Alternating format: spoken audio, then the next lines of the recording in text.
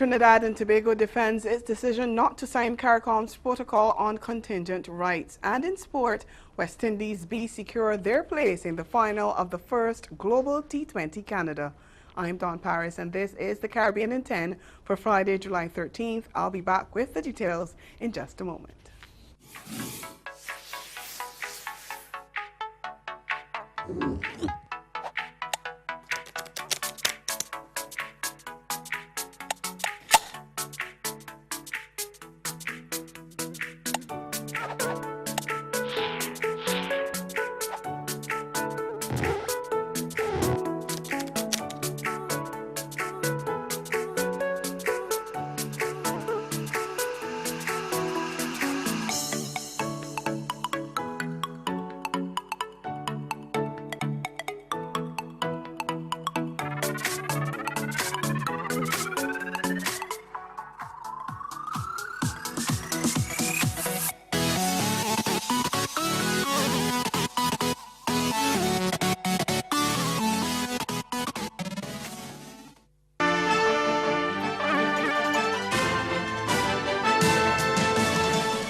Trinidad and Tobago's Prime Minister Dr. Keith Rowley has defended his country's delay in signing on to the protocol that gives rights to the spouses and children of people who move within CARICOM under the Free Movement of Skills regime.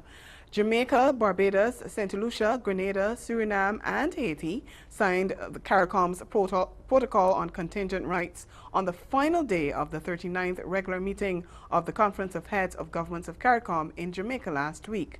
The protocol speaks to, among other things, the right of spouses and dependents to access health care and education and leave and re-enter the host country, and the right of the spouse to work in the host country without a work permit.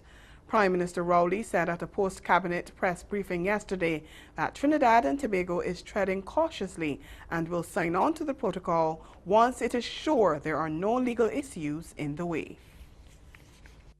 Once the Attorney General tells me that there is no issue standing in the way of the 2014 decision, Trinidad and Tobago will sign that protocol at the first opportunity, and we will then be bound and operationalizing the contingent rights situation.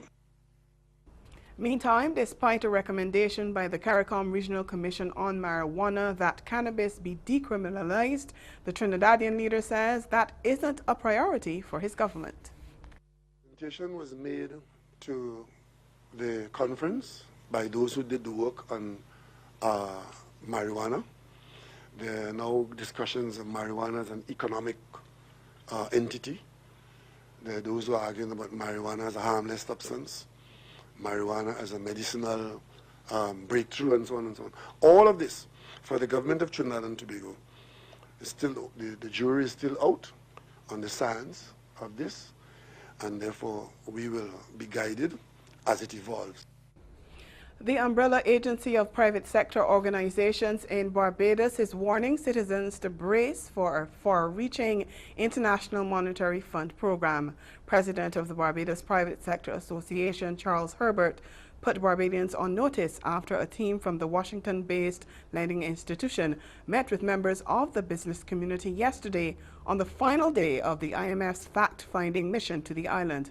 Few details have been disclosed about the closed-door talks, but Herbert says it's clear the pending program will have far-reaching impacts, and he suggested that it requires broad discussion and debate so that members of the public can have a say on what they would like to happen.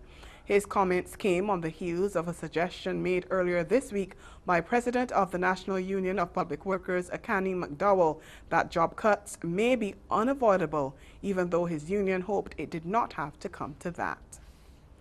There are more calls in Jamaica for business opening hours to be extended when there is a state of emergency. The most recent call comes from Spanish Town Mayor Norman Scott, who's calling for the government to assist businesses which have suffered fallout due to the state of emergency in the St. Catherine North Police Division. Parliament recently extended the state of emergency there to October 2nd. Scott said some of the businesses are preparing to lay off workers due to a decline in commercial activity because of revised opening hours. There is a concern, and I have to echo it. Certainly, our entertainment revenue is completely eroded because people are not using the system to secure their permits any longer. And I'm again calling on the government to let us talk, let us come together and do something so that the ordinary citizens can feel comfortable knowing that yes, crime and shooting, violence are down. Shootings and murders are down. In the meantime, the St. James Municipal Corporation has expressed an interest in meeting with the Police High Command to discuss the possibility of extending opening hours for businesses in the wake of the state of emergency in that parish. Stay with us. Your Midday Sport is next. This hurricane tip comes to you compliments the Caribbean Disaster Emergency Management Agency and the Caribbean Media Corporation. Be prepared. Stock disposable plates, cups, and cutlery as there may be no water for washing dishes.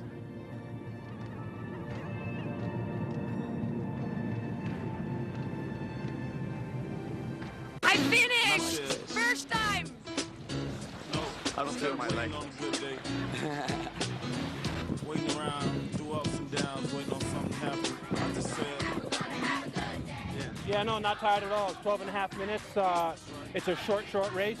You know, sometimes in France we do 75 miles in a day and full power on the speedboard. So this is awesome. Short, quick, and fast.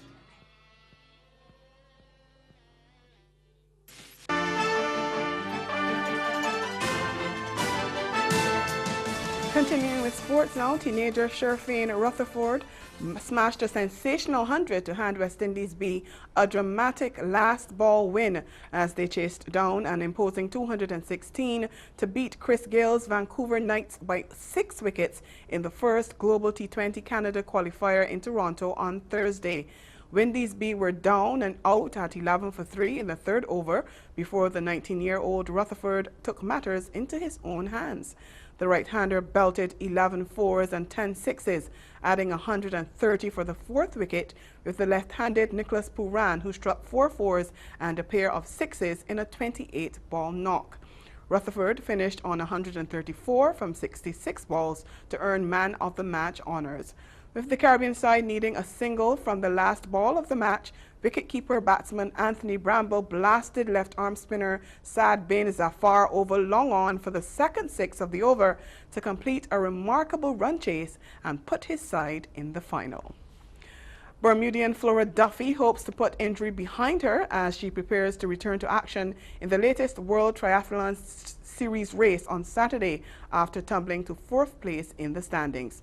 The reigning 2-time world champion has confirmed she will start the race after missing the previous stop on the calendar in Leeds, England last month because of a lingering foot injury. Duffy is aiming to become the first woman to capture the 3 consecutive World Triathlon Series titles, having won in Mexico in 2016 and the Netherlands last year.